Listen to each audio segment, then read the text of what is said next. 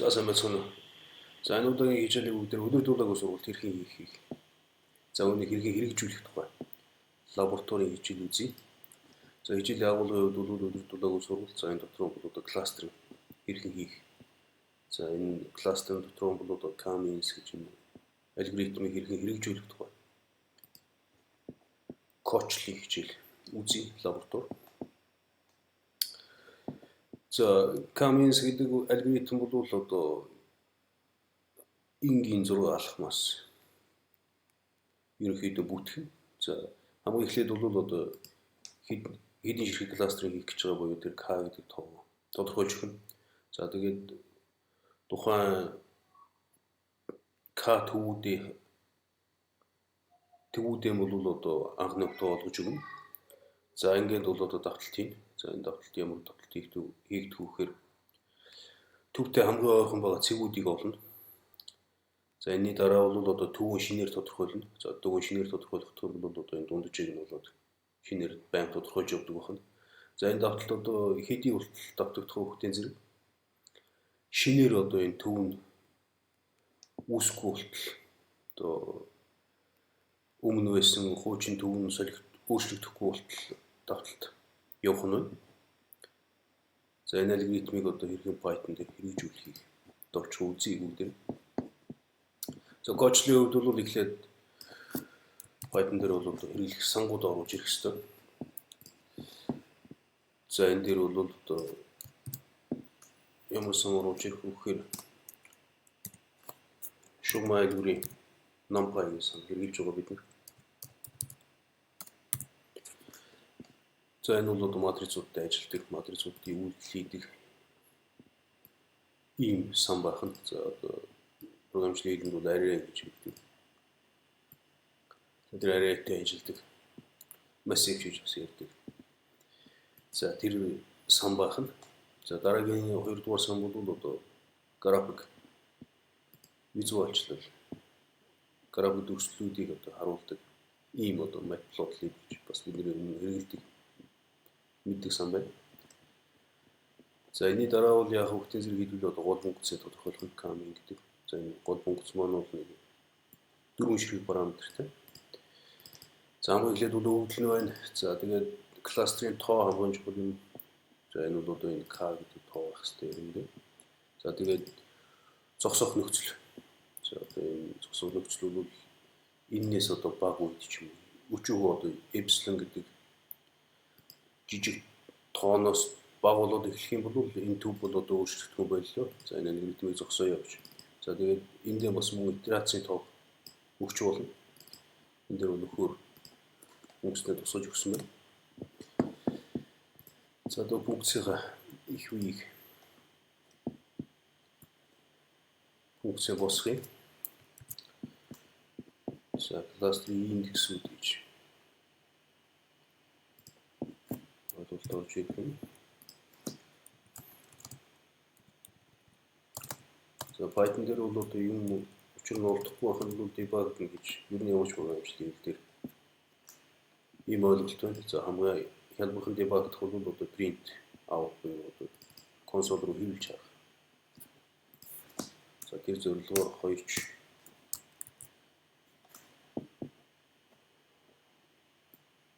хувьсгчийн утгыг хэвлэсэн байх нь шин.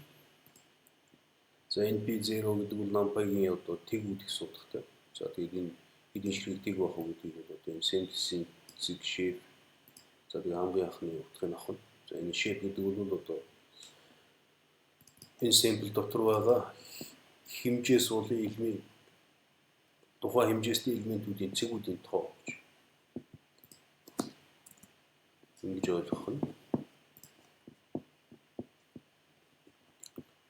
За одоо энэ дараагаар үргэлжлүүлээд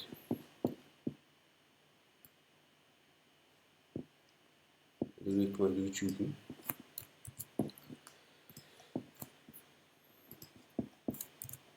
За дараагийн хэсгээр бол одоо ер нь одоо төвд ойрхон байна гэдгийг тодорхойлно гэдэг бол зай гэдэг ойлголт орж ирнэ гэсэн. За тэр зайны функц л одоо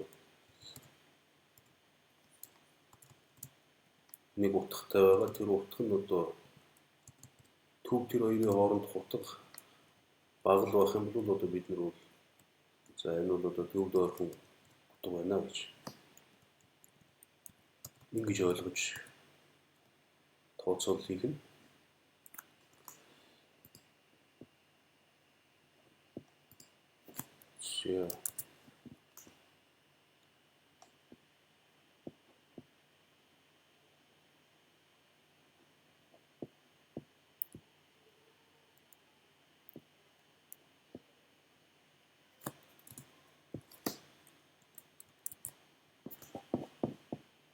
За энэ дээр бол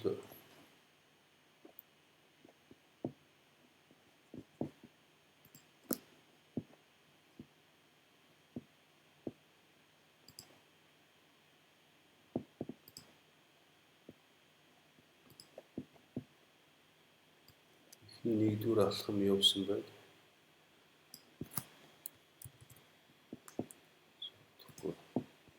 Хэдүүлээ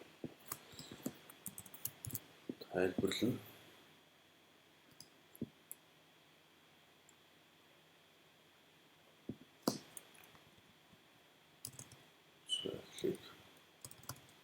Одоо яг хүссэн бичиж юм.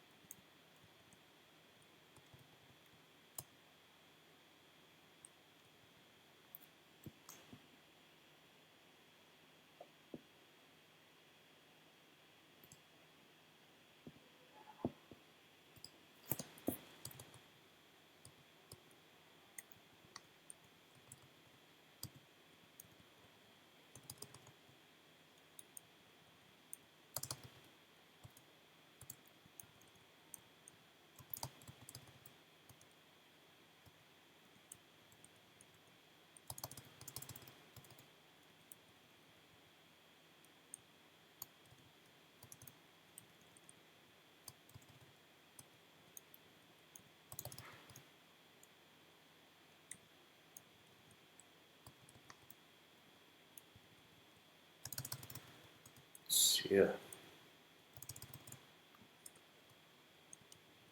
Формат. Зүгээрстэй. Тийм формат оруулаад авъя.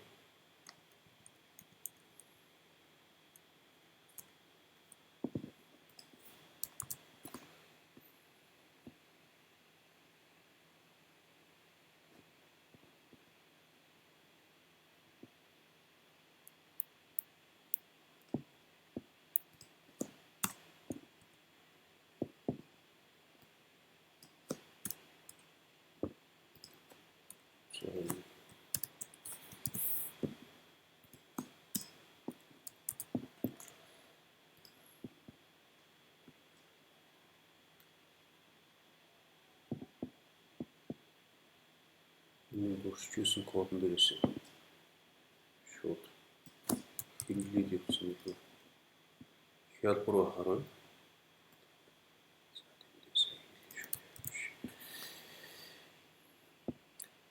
За одоо юу болоод байна вэ гэхээр за энэ дээр бол одоо зай гэдэг ойлголт орж ирэх ёстой. За кластерын байрлалууд гэж зүйл байна. За тэгээд өмнөх тэр байсан зай гэж бас нэг утга байх ёстой. Яг тэгвэл одооны зай өмнөх зай хоёр хооронд нь жишг гэдэг байгаа учраас. За тэгээд энэ дээр бол одоо санамсаргүйгээр кластерынхаа төвийг өгөх ёстой. За тэр хэсэг бол одоо энд явж байгаа юм. За энэний дараа бол одоо итерац бидний нөгөө хамгийн их итерацийн тоо гэдэг өгсөн тооны хэмжээгээр одоо гүйлгэж таарах нь. За ингээд гүйлгэхдээ бол яг хөвгтэй зэрэг мэдээж одоо зай гэдэг зүйлийг хэмжих ёстой. За тэгээд зайгаа хэмжээд за ойрхон байгааг нь хөвгтэй зэрэг тэр кластерынхаа төв рүү авчиж аль төвдөө ойрхон байна. Тэр хэсэг бол одоо бөөгнөрөл үүсчих хэвээр. За тэгээд тэр нөхцөл бол одоо өмнөх төв одооны төв хоёрын одоо зай өөрчлөгдөхгүй болтол тэр эпсилон гэдэг утгаас бага л болчих юм бол одоо бид нар энэ алгоритма зогсоох нь энэ одоо функц бол одоо ингэ дуусгах нь. За ингээд функц дуусгасны дараа бол энэ кластерынхаа байрлалуудыг за тэр кластерын индексүүдийг буцаагаад өгөх нь. За ингээд өгсөний дараа бол одоо бид нар график дүрслэл хэрхэн одоо кластерыг хийсэн юм бол харуулах хэрэгтэй. За тэр хэсгийг одоо яаж хийж байгаа хөтэн зэрэг. За энэ бол одоо тэр data гэдэг NPI гэдэг энэ форматаар цэгүүд өгөгдсөн байж байгаа. За энэнийхээ замыг бол ингээд заагаад өчгөн. За энэ цэгүүдийн бол ингээд ачаалаад авчих нь. За энэний дараа бол одоо цэгүүд за мөн кластерын тоог хүчин за энэ дээр бол жишээ нь бид нар 6 кластертай гэж өгсөн байна. За ингээд ингэсний дараа бол одоо бид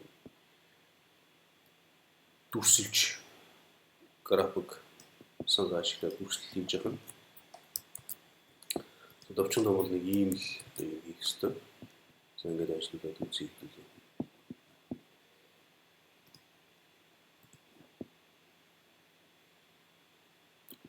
За ажиллаад үзэх юм бол одоо бид класс 6 кластер бол ингэж бүгд бол үүсэж байгаа. За төвүүд нь бол одоо хар цэгээр бүрслэгдсэн байх нь. За энэ дээр төвдөө за энэ 6 шиг кластер Cummins гэж алгоритмыг ашиглаж үүсгэж байгаа.